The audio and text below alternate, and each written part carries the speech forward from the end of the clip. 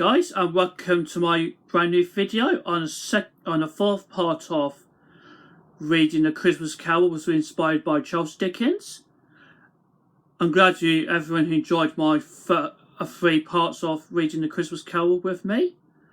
I hope you guys enjoyed it. You are so thrilled about it. Always entertain you.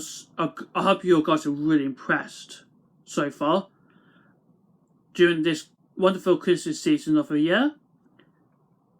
Some of you are excited for such an enchanting Christmas season of the year that we're all looking forward to.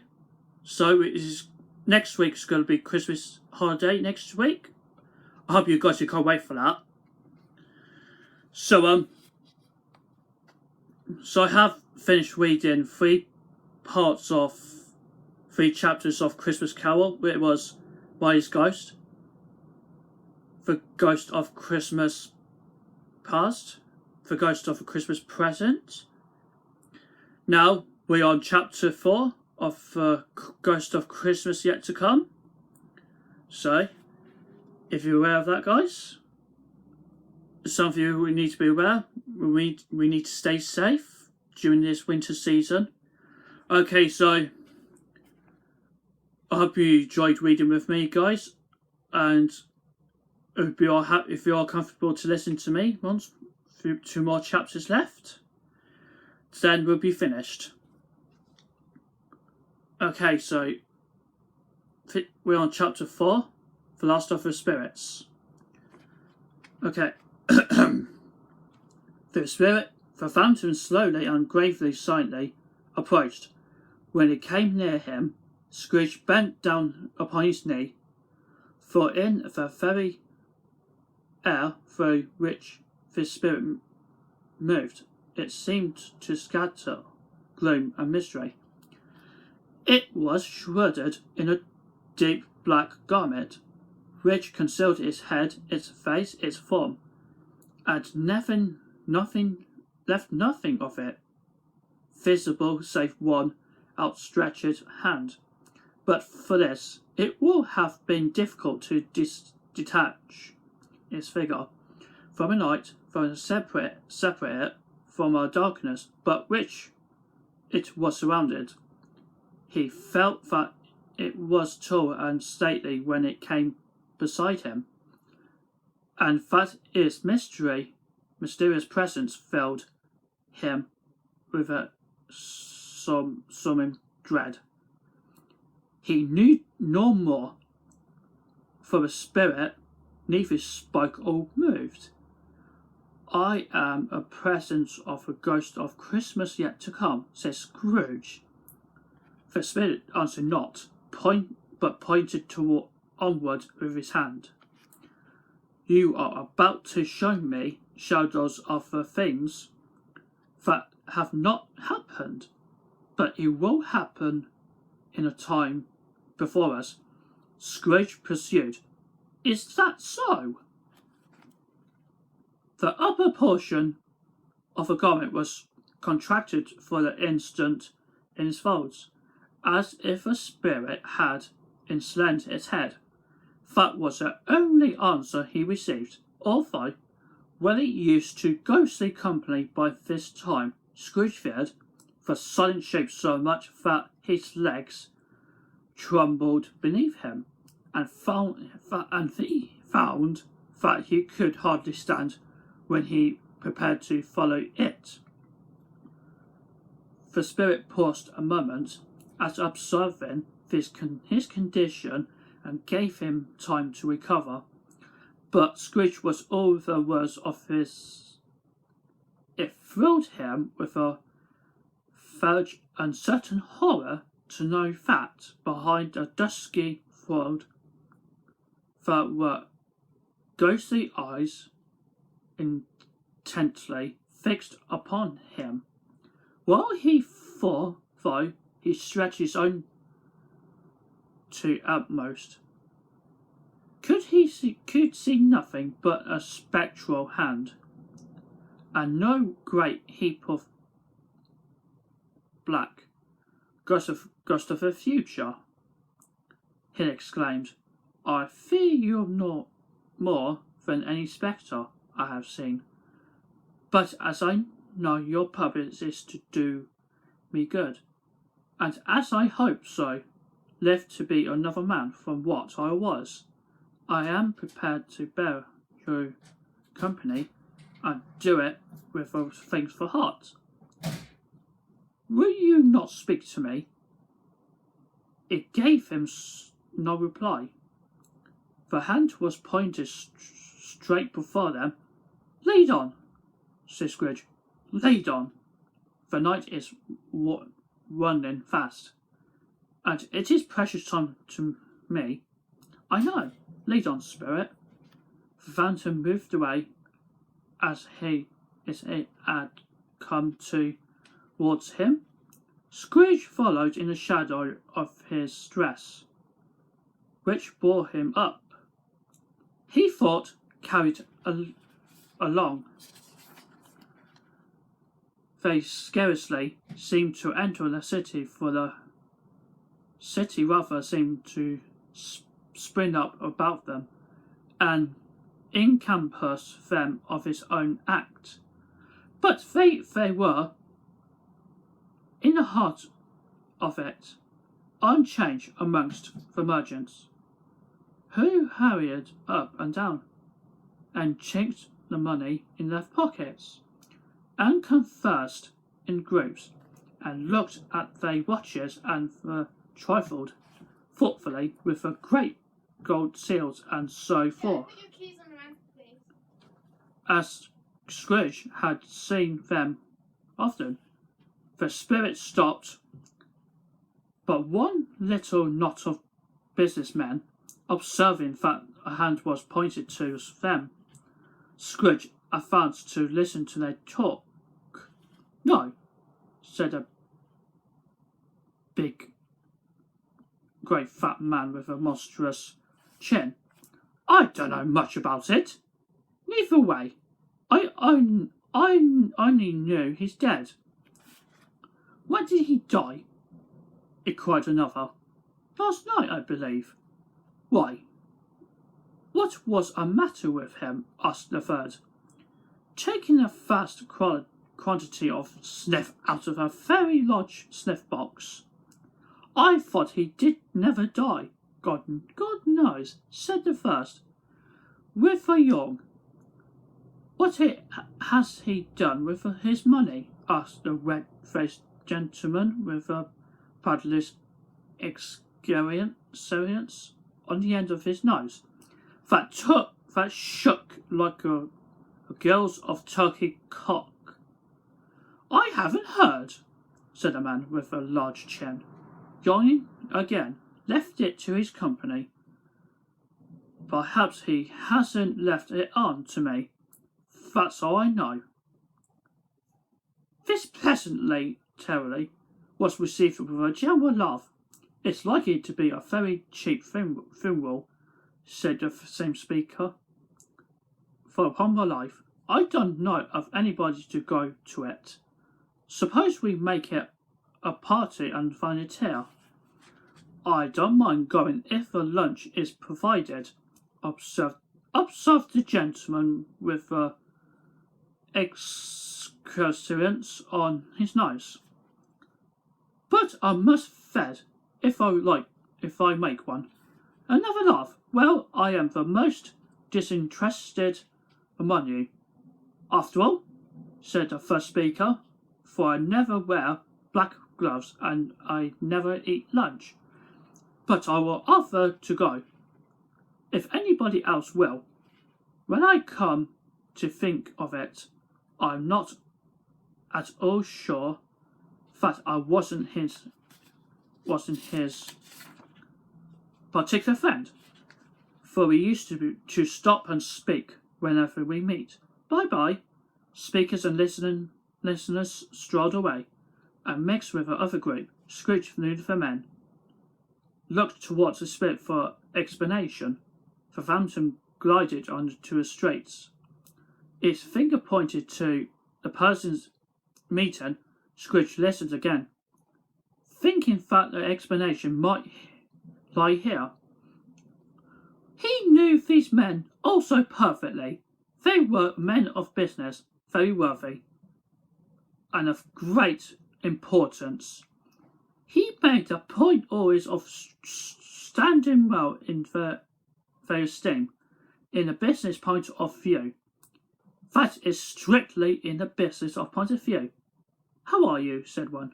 How are you? Returned the other. Well, said the first. Old Scratch has got his own at last, hey? So I am told, returned the second. Cold, isn't it? Seasonable for Christmas time, are you not? Skater, I suppose. No. Something else to think of. Good. Good morning. Not another word. That was their meeting, their conversation, and their parting. Scrooge was at first inclined to be surprised, that the spirit should attach importance to conversation apparently so trivial. But feeling assured that they must have some hidden purpose, he set himself to consider what it was likely to be. They could scarcely be supposed to have any bearing on the death of Jacob, his old partner, for that was past, and this ghost provides was the future, nor could he think of any immediately connected with him, to whom he could apply them, but nothing doubting that to whomsoever they applied, they had some attending moral for his own improvement. He resolved to treasure up every word he heard and everything he saw, and especially to observe a shadow of himself when it appeared, for he had an expectation that the conduct of his own future self would give him a clue he missed, and would render the solution of this riddle easy. He looked about in the very place of his own image, but another man stood in his accustomed corner, and 5 o'clock pointed to his unusual time of day for being there. He saw likeness of himself among the multitudes that poured in through the porch. It gave him a little surprise, however, for he had been revolving in his mind a change of life, and thought he hoped he saw his newborn resolutions carried out in his quiet and dark. Beside him stood the fountain, with his outstretched hand. When he rose himself from his thoughtful quest, he fancied from a turn of the hand, and his situation in reference to himself, that the eye and unseen eyes were looking at him keenly. It made him shudder and feel very cold. They left the busy street scene and went into an obscure part of the town where Scrooge had never penetrated before, although he recognised its situation and its bad repute. The ways we were foul and narrow, the shops and houses wretched, the people half naked, drunken, slipshod, ugly, alleys and archways, like so many obstacles, disgorged for the fence of smell and dirt and life, upon the strangling straits, and the whole quarter wrecked with crime, with filth and misery. Far in this den of infamous resort, there was a low-browed, beetling shop, below the penthouse roof, where the iron old rags, bottles and bones and greasy ale were brought upon the floor within, were pulled up a heap of rusty keys and nails and chains, hinks, files, scales, weights, and refuse iron of all kinds. Secrets that few would like to scrutinize were bred and hidden in mountains of unseemly rags. Masses of corrupted fat and sculptures of bones. Sitting among the wells, he dealt in by the charcoal stove made of old bricks was a grey-haired rascal nearly 70 years of age, who had screened himself from a cold air without by the frosty curtaining of a mysterious tatters hung upon the line, and smoked his pipe, or the luxury of calm retirement. Scrooge and the Phantom came into the presence of his man, just as the woman with a heavy bundle slunk into the shop. But she had scarcely entered when another woman, similarly laden, came into, and she was closely followed by a man, faded black, who was no less startled by the sight of them than they had been upon the recognition of each other. After the short period of blank astonishment in which the old man with the pipe had joined them, they all three burst into laugh. "Let the charwoman alone to be first," cried she who had entered first.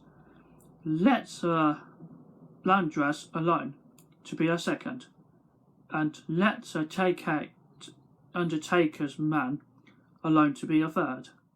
Look here, old Joe, here's a chance. If we haven't at all three met here without meaning it, you couldn't have met in a better place," said the old Joe, removing his pipe from his mouth. "Come into the parlour. You were made free of it long ago. You know each other too, and strangers. Stop till I shut the door of the shop. Ha! How it squeaks. There ain't such a rusty bit of metal in the place as his own hinge, I believe. I'm sure there's no such old bones here as mine. Ha ha! We are all suitable to our calling. We are well matched. Come into the parlour. Come into the parlour." The parlour was a space behind a screen of rags. The old man racked the fire together with the old stone rod, and having trimmed his smoky lamp, for it was night, with the stem of his pipe, put it in his mouth again. While he did this, the woman had already spoken, threw her bundle on the floor, and sat down in a fluttering manner on a stool, crossing my elbows on her knees, and looking with a bold defiance at the other two. "What odds, then? What odds?" Mrs. Dilber said the woman. "Every person has a right to take care of themselves. He always did." "That's true, he did, indeed," said the laundress. "No man more so." "Why then, don't stand staring as if you was afraid. woman. Who's the wiser? We are not going to pick holes in each other's coats, I suppose. No, indeed, said Mrs. Dilber and the man together. We should hope not. Very well, then, cried the woman. That's enough. Who's the worse for the loss of a few things like these? Not a dead man, I suppose. No one indeed, said Mrs. Dibbler. Laughing if we want to keep after he was dead. A wicked old screw, pursued the woman. Why wasn't he natural in his lifetime? If he had been, he had have had somebody to look after him when he was struck with death, instead of lying gasping out his last there, alone by himself. It's the trivest word that had ever was spoke, said Mrs. Dilber. It's a judgment on him. I wish it was a little heavier one, replied the woman, and it should have been. You may depend upon it, if I could have laid my hands on everything else, other than that bundle, old Joe, let me know the value of it. Speak out plain. I am not afraid to be a first, nor afraid of them to see it. We knew pretty well that we're helping ourselves by before we met here, I believe. It's no sin. Open the bundle, Joe. But the gallantry of her friends would not allow of this, and the man in faded black, moulting the breech first, produced his plunder. It was no extensive, a seal or two, a pencil case, a pair of slave buttons, and the brooch of no great value were all. They were severely examined and appraised by old Joe, who chalked the sums where he was disposed to give for each other upon the wall, and added them up to the title when he found there was nothing more to come. That's your account, said Joe. I wouldn't give another sixpence if I was to be boiled for not doing it. Who's next? Mrs. Dilber's was next. Sheets and towels, a little wearing April, 2 old-fashioned silver teaspoons, a pair of sugar tongs, and a few boots. Her account was stated. On the wall, in the same manner, I always gave too much to ladies. It's a weakness of mine. That's the way I ruin myself, said old Joe. That's your account. If you asked me for another penny, and made it an open question, I did repent of doing so liberal, and knocked off a half a crown. And now, undo my bundle, Joe, said the first woman.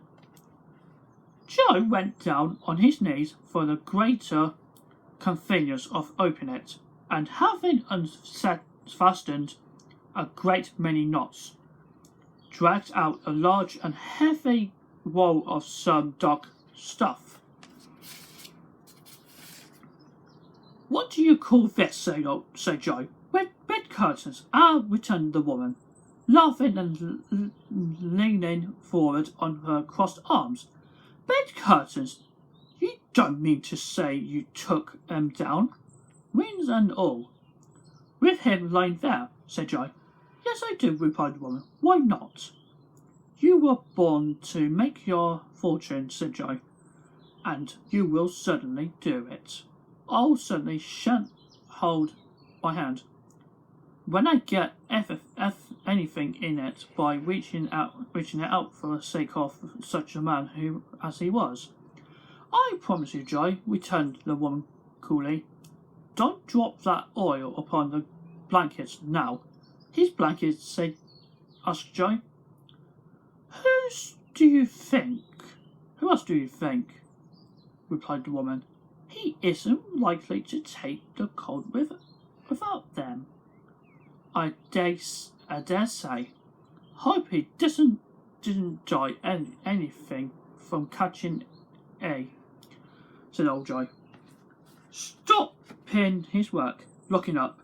Don't you be afraid of that, returned the woman. I ain't so fond of his company I'd wrote about him for such things. If he did. You may look for that shirt till your eyes ache, but you won't find a hole in it, nor a threadbare place. It's the best he had, and a thin one too. They'd have wasted it if it hadn't been for me. What do you call waste of it? Asked old Joe, putting it on him to be buried in.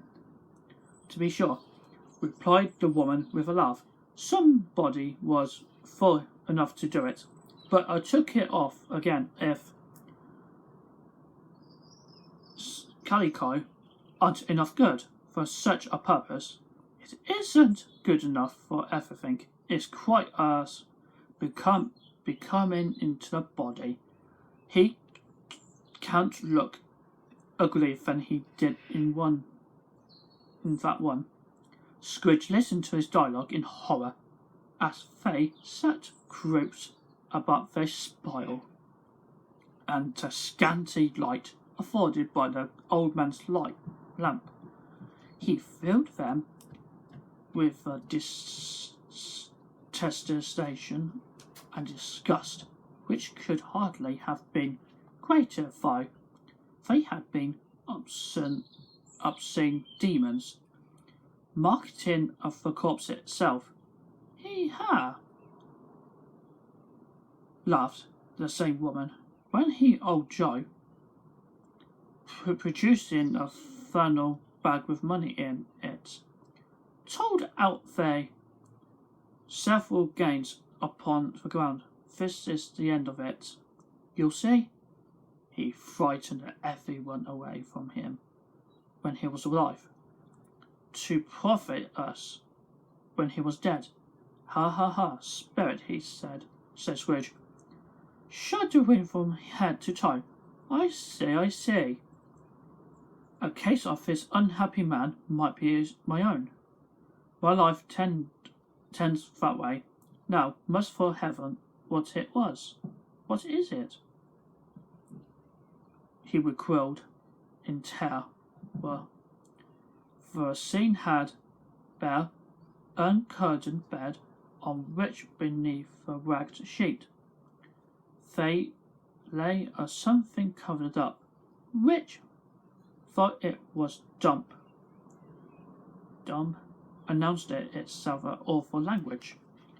The room was very dark, too dark to be observed with any accuracy.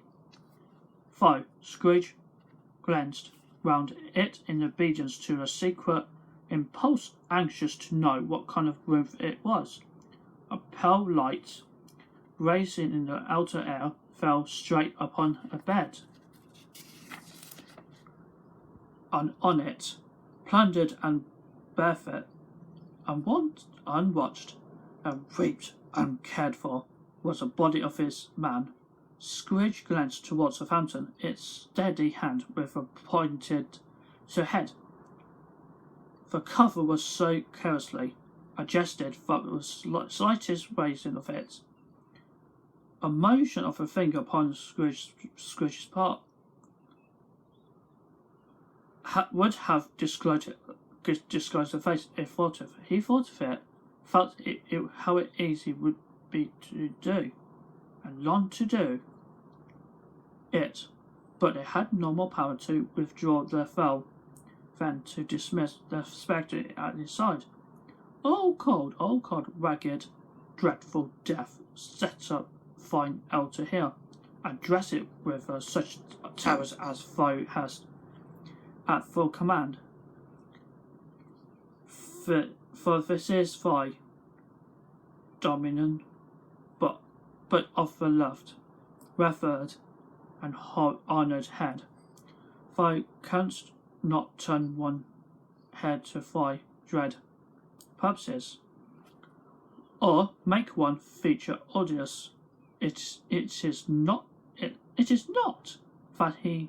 the hand is heavy and will fall down when released. It is not that the heart and pulse are still, but that the hand was open, generous and true. The hand, a heart brave, warm and tender, and a pulse the man's, strike, shudder and strike. And his good deeds springing from a wound, to serve the world with a life immortal. No voice pronounced these words in Scrooge's ears, and yet he heard them when he looked upon a bed. He thought, if this man could be raised up now, what would be his foremost thoughts? Otherwise, hard-dealing, gripping cares, they have brought him to the rich end truly. He lay in the dark, empty house, with not a man, a woman, or a child to say that was kind. To me, in this or that, and the memory of one kind word, I would be kind to him. The cat was tearing at the door, and there was a sound of growling rats beneath the hearthstone. What they wanted in the room of death, and why they were so restless and disturbed, Scrooge did not dare to think. Spirit, he said, this is a fearful place. In leaving it, shall I not leave his lesson? Trust me, let us go. Still, the ghost pointed with her own moved figure to the head. I understand you, Scrooge returned, and I would do it if I could, but I have not a power, Spirit, I have not a power. Again it seemed to look upon him.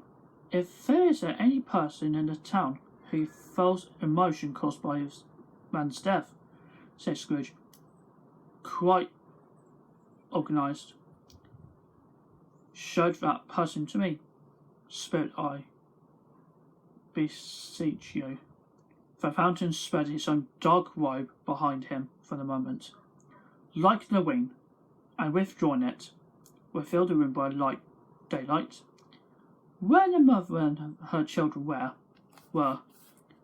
She was expecting someone with an anxious eagerness, for she walked up and down the room, stared at every sound, looked out for the window, glanced at the clock, tried, but in vain, to work with her needle, and could hardly bear the voice of the children in their play. At length, the long-expected knock was heard. She hurried to the door and met her husband, a man whose face was careworn and depressed, though he was young. There was a remarkable expression in it now, a kind of serious delight of which he felt ashamed, and which he struggled to repress.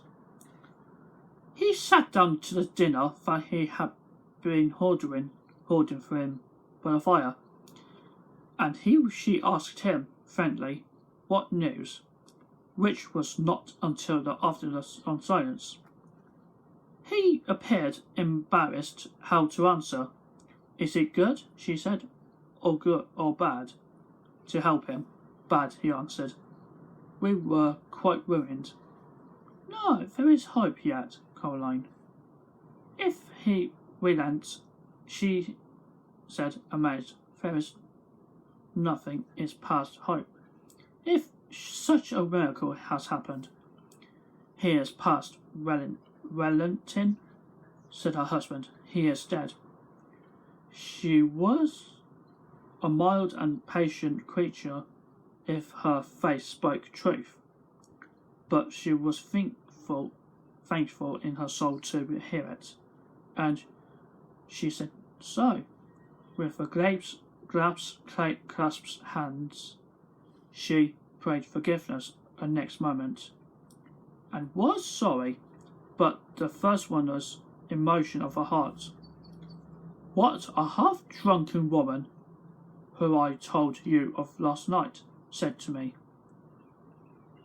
When I tried to see him, obtained a week's delay, and what I thought was a mere excuse to avoid me, turns out to have been quite true. He was not only very ill, but dying then. To whom were our debt be transferred? I don't know, but before that time we shall be ready with the money, and even though we were not, it would be bad fortune intend to find so merciless a creditor in his successor. Where we may sleep tonight with a light heart, Caroline. Yes, soften it as they would. Their hearts were lighter, the children's faces hushed and clustered round to hear what they so little understood were brighter, and was a happier house for this man's death. The only motion that the ghost could show him, caused by the event, was one of pleasure. Let me see some tenderness connected with death, said Scrooge, or that dark chamber spirit, which we left just now, will be forever present to me. The ghost conducted him through the several streets familiar to his feet, and as they went along, Scrooge looked here and there to see found himself, but nowhere was he to be seen. They entered poor Bob Cratchit's house, the dwelling he had visited before, and he found a mother and the children seated round the fire.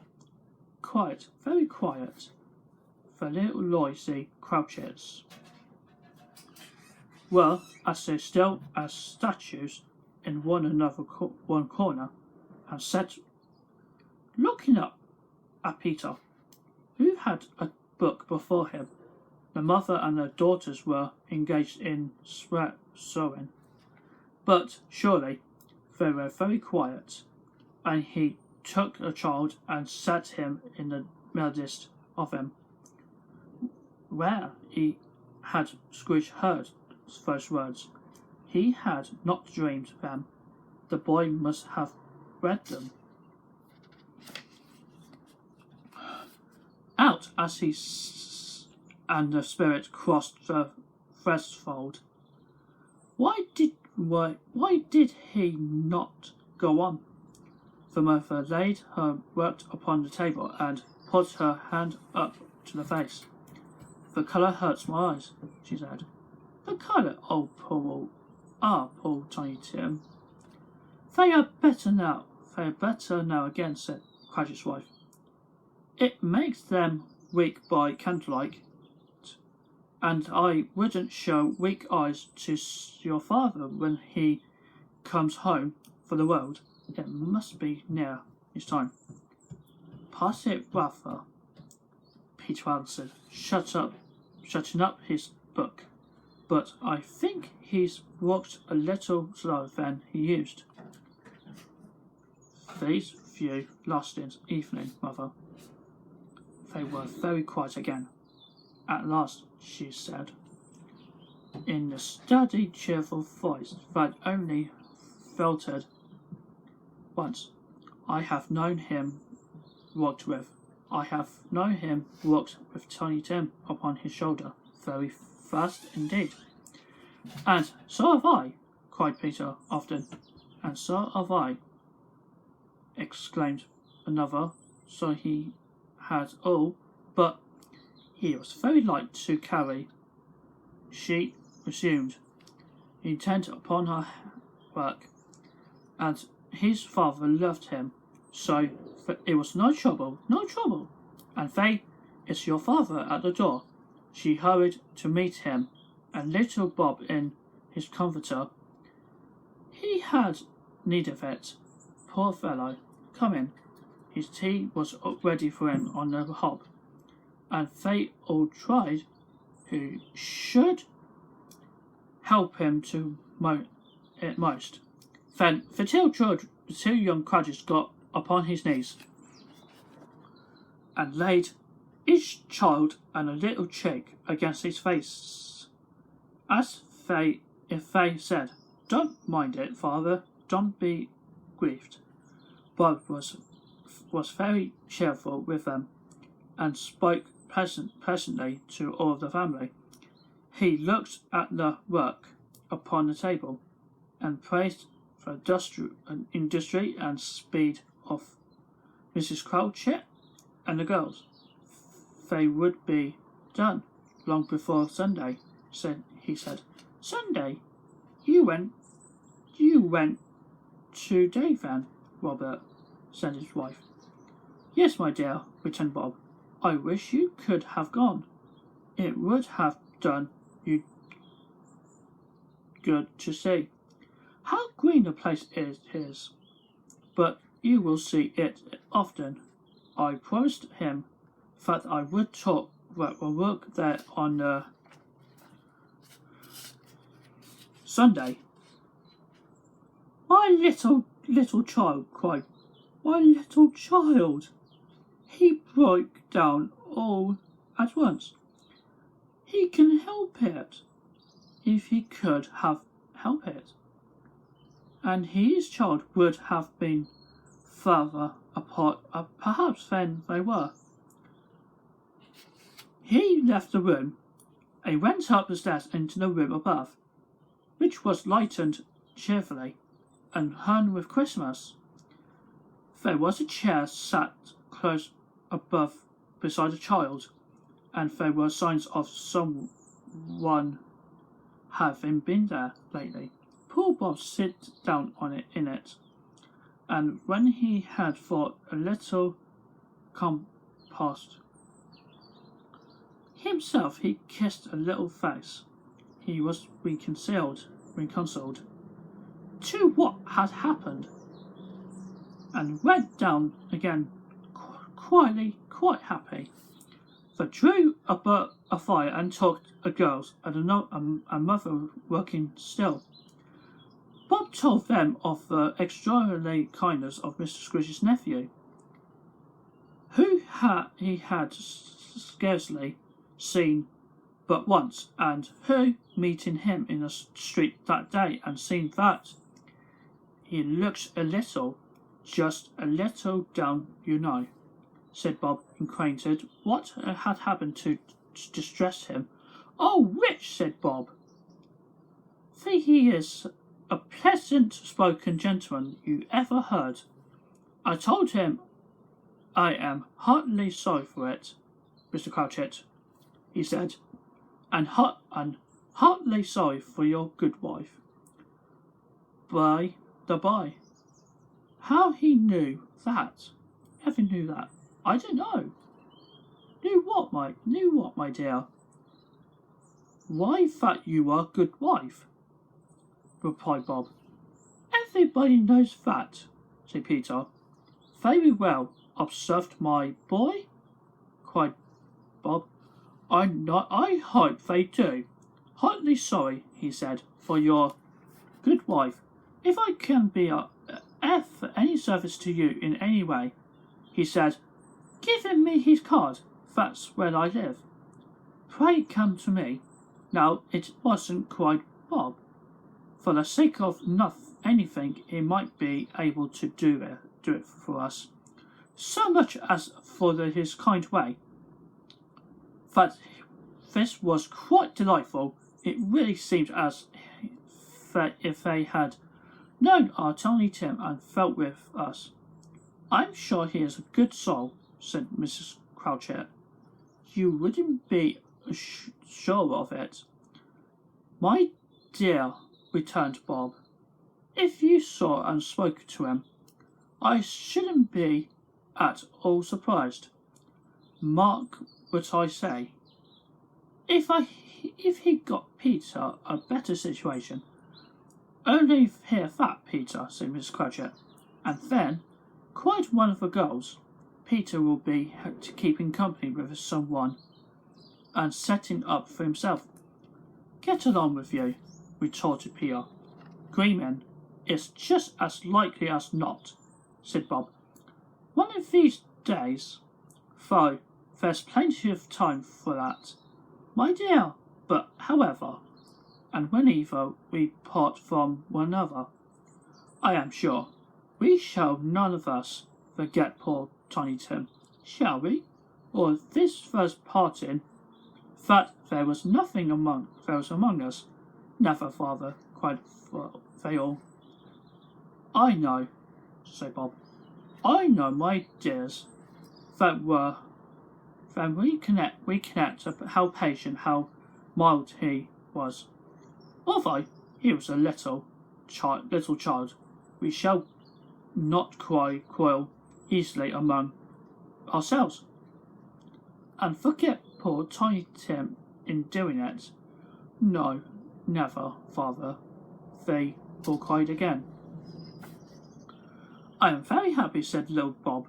I am very happy. Mrs. Cratchit kissed him. His daughters kissed him. The two young Cratchits kissed him. And Peter and himself shook his hands. Spirit of the Tiny Tim. Thy childish innocence was from God. Spectre, he said Scrooge. Something informs me that our parting moment is at hand. I knew it, but I knew not how. Tell me, what man that was whom we saw him dead? The ghost of Christmas yet to come. Confide him, as before.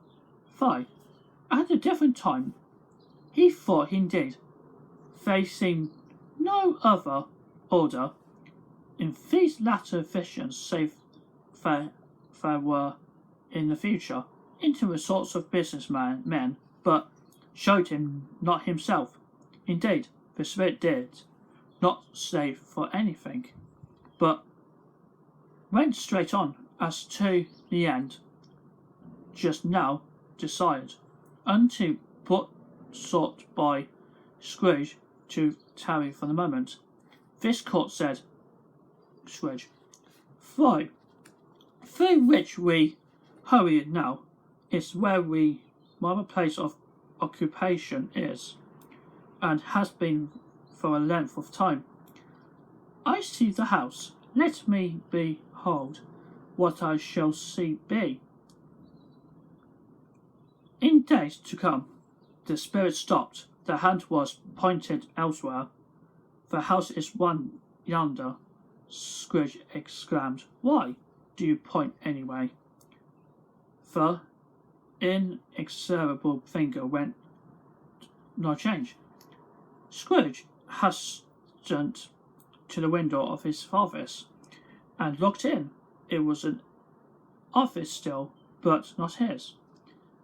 The furniture was not the same, and the figure in chair was not himself. The phantom pointed as before. He joined it once again, and wondered why and whether he had gone, accompanied until they reached in the iron gate. He paused to look around and before entering. A churchyard here, then, the wretched man, whose name he had known to learn lay beneath the ground.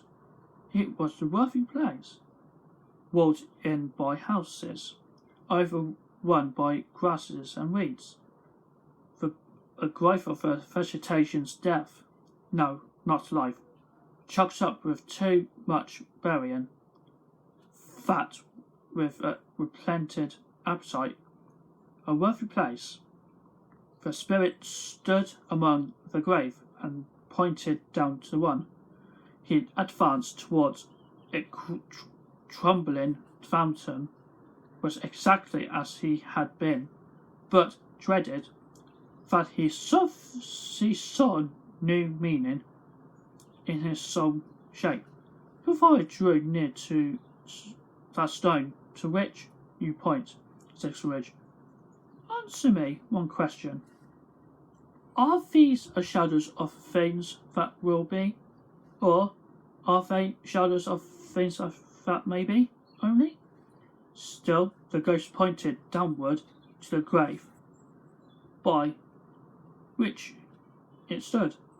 Men's causes will foreshadow it a certain end to which, if preserved in, they must lead, said Scrooge. But if the causes be departed from, the ends will change, said it is thus with what you show me. The spirit was immovable as ever. Scrooge crept towards a trembling as he went,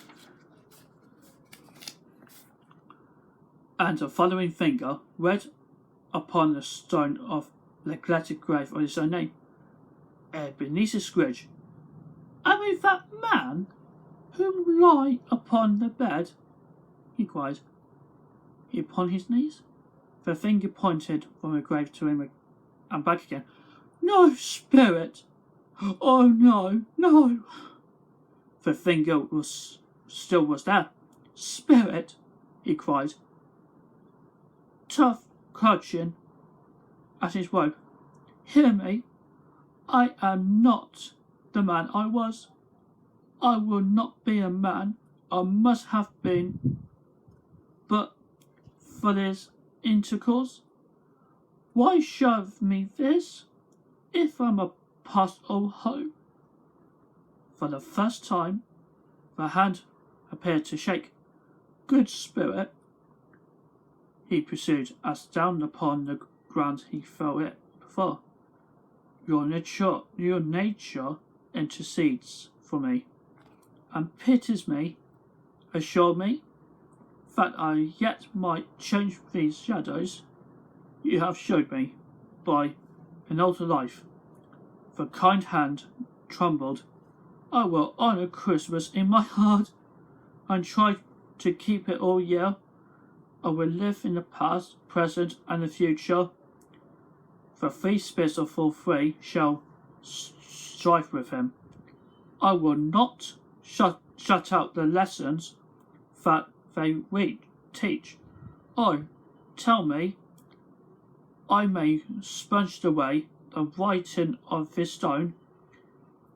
In his agony, he taught the spectral hand it sought to be free itself, but he was strong in his entreaty and detained it. The spirit, stronger yet, repulsed him, holding up in his hands the last prey to have. His fate was reversed. He saw an alteration in his phantom's hood and dress. It shrunk, collapsed, and droned down into the bedpost. Okay, so I have finished on the 4th chapter of Christmas, Ghost of Christmas Yet to Come. Okay, so we've got one more chapter left, so that's it for now, guys. So let's stop there until we continue on the final 5th chapter of the Christmas Carol. It's called the end it is. Okay, so if you are happy to what you've done, comments down below. I always appreciate you guys, and you can also if you haven't already, so you can subscribe. You can also subscribe to my channel to if it's about the notification and don't miss out for future videos. You can obviously support my social media. You can support me on Twitter, Instagram, and Pinterest. If you are happy to support me, you are always welcome. Okay, so it is like, comment, share, subscribe. I always appreciate it. Okay, so I was taking a break to finish fourth chapter, and then we can move on to the final fifth chapter. I hope you all stay safe, and also Merry Christmas and Happy New Year, and we will continue on the final chapter. I hope you see you soon in a bit.